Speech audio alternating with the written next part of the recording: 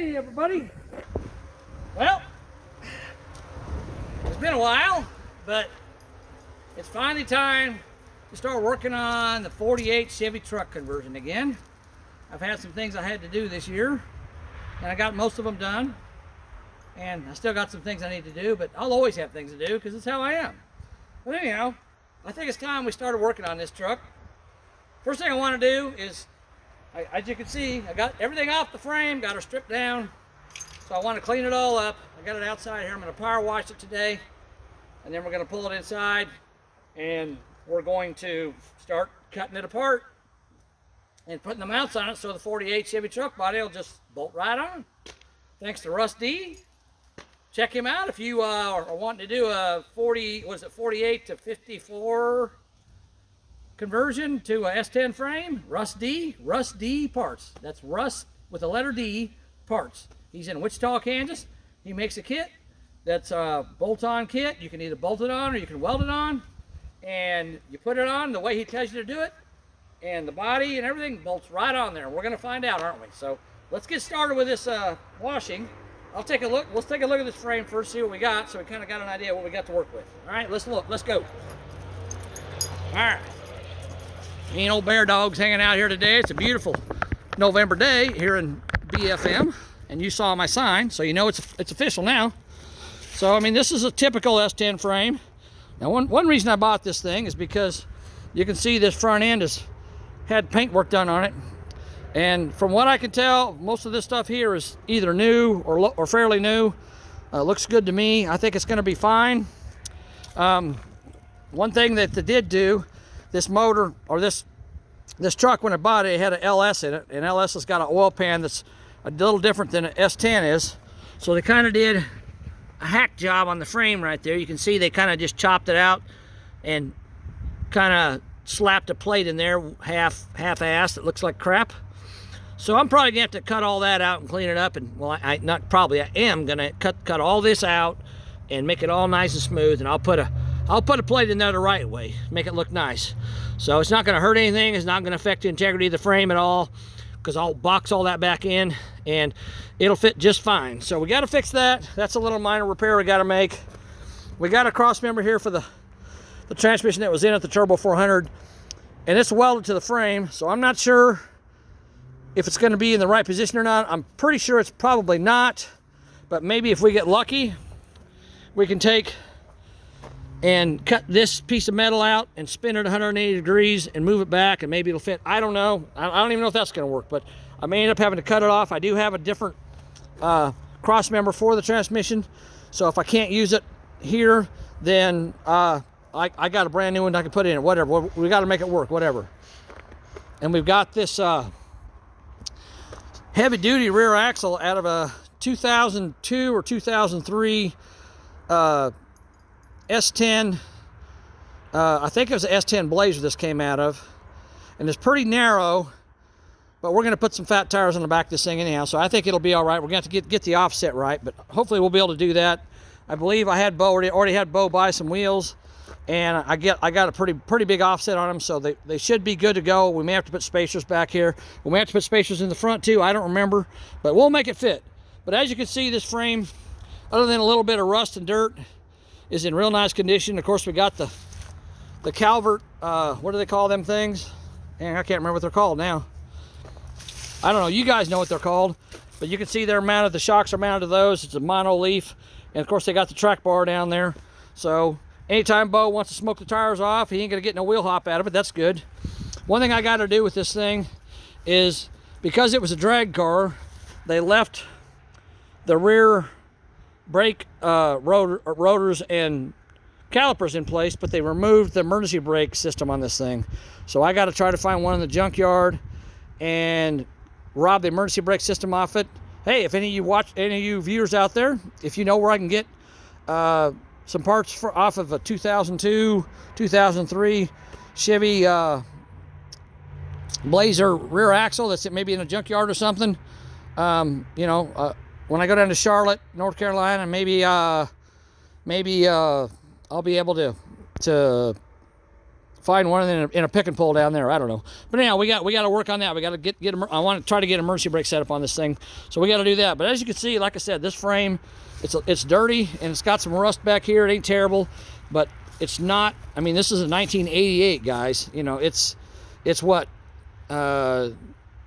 23, 35 years old. It's been sitting around 35 years. But if you take a look at it here, it's actually in really good shape.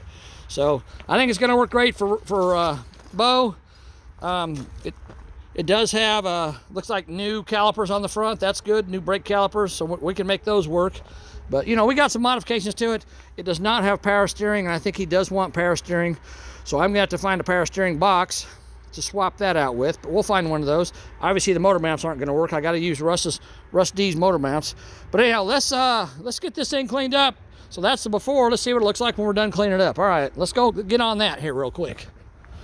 All right, we're gonna set the camera up here. Oh, come on. All right, there we go. There we go. Okay. All right, you don't need to see my mug. We're gonna look at the frame here. So I'm gonna put you guys down right there. All right, I'm gonna get started washing this thing. You can watch. All right, sorry, when my camera fell off the mount, I guess I shut off the video. So I started washing, but I'll go ahead and finish it, and we'll take a look at it when I'm done. So let me get it finished washing up here.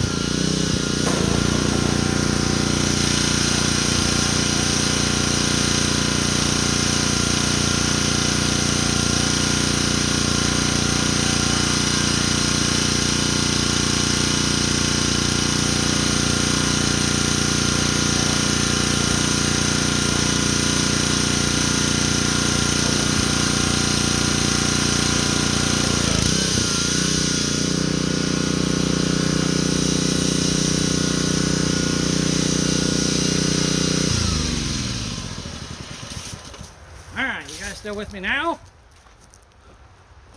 Ah, you're still there. Okay. All right, now let's take a look at it now that we got it cleaned off. Obviously, this thing isn't spotless. It's probably got still, well, it does have still got, you know, rust and grime on it that I got to clean off, but I'll do that with wire brushes. I just wanted to mainly get the majority of the dirt knocked off, but one thing I noticed is it's got really thick, what looks like undercoating on it. So that's probably what's kept this frame as nice as it is. And also you can see down there, we've got stainless steel brake hoses in the front. That's good. So we don't have to worry about those. Those will last a long time.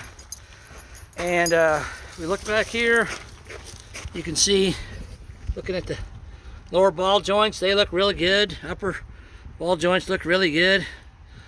I'm thinking probably what somebody did, even if you look at the bushings here, they're not even cracked. I think what somebody has done in the past is they've probably bought complete upper and lower control arm assemblies and just bolted them on here. Because there's no way those are, what I say, 35 years old. I don't think those are 35 years old. They look a lot newer than that to me. So I'm guessing that's what happened, but you can see the frame cleaned up real nice. You know, it's got surface rust on it, but I don't care about surface rust. We can get rid of that. Oh, and by the way, these things here are called Caltrax. I couldn't remember what they were called, but my brain finally started working while I was washing. So they're called Caltrax, and they're, I think about, I want to say about $1,000 for that setup. So he got those with the truck, so that's one expense he doesn't have to worry about. He'll get good traction if he ever decides he wants to do a smoky burnout or whatever. But, and this rear end is, I was told it's a 373 locker, so I might try to test that theory once I get it up in the air. But of course, with a locker, you can't tell, the tires don't lock up until you get more than 5 miles an hour. Get one wheel going more than 5 miles an hour, because it's got a pawl in there that throws out and locks the rear end once you get past 5 miles an hour. But so I don't plan on taking that cover off unless I put a chrome cover on there. Then I might, but we'll see. That's down the road. I'm not worried about that. And I may have a chrome cover already for it. I can't remember. I got so much crap at my brother's house. But, you know, like I said, you can see it cleaned up. Now, this cross member here and that cross member there, I'm not sure how much of this stuff I need, how much I'm going to use. It seems to me like, I don't know. I may have to take this one off, I think. And that one I think I keep. But, again, Rusty's kit comes with instructions. So we should be able to figure all this out, you know, in time. But obviously that's not my biggest concern right now. My biggest concern is getting this frame ready to get the modifications done to it, and you know, get it ready to go down to North Carolina to get that body put on it. So we got her cleaned up now. So we're going to let her dry out a little bit. Then we're going to roll it in the shop and start cutting it apart with the old tool. So as you can see, we're back on the 48 Chevy truck. So I gotta, between now and probably Christmas time, I was hoping I could make it down there for Thanksgiving, but that's only a couple weeks away. There's a possibility, but probably gonna be more like Christmas when I get down there, something like that. So we gotta get this frame modified, and I got a motor and transmission that I gotta put in it. So we'll get that put in it and make sure it's all mocked up and ready to go before we drag it down there. And so yeah, that's it for now, guys. So I hope you enjoyed this video, and remember to subscribe if you like this 48 Chevy truck to S10 conversion. You like that stuff, then I'm gonna do Rusty's kit. I'm gonna make videos of how to install that, so you guys can watch that and learn. And again, you can either bolt it on or weld it on. I'm not sure which I want to do. I'm kind of nervous about welding it on, because once it's welded on, if I do something wrong and it won't fit, then I'm screwed. So, but if I bolt it on, I can at least, you know, make some adjustments to it. And of course, if I bolt it on, once I get the cab, get it down there and get the cab, you know, and the front and the body, bed and front end all mounted on the frame, if I have to move something, then I can move it. And when I'm done, I can always pull the bolts out, weld the holes shut, and weld along the, you know, the sides of the brackets, weld them to the frame, and it'll be fine. Or I can just leave the bolts in there and put spot welds on the brackets. You know, that way they're not permanently mounted, you know, or not. If you have to move them in the future, you can cut a couple spot welds and move them. So I don't know what I'm going to do. I haven't decided yet. You know, that's down the road. But we got to get this modification done to this thing, and get these mounts on it, and then we'll figure that out when we get down there to North Carolina. So thanks for watching, guys. I appreciate it. And subscribe to my channel, please. I appreciate it if you do. All right, talk to you later. Bye.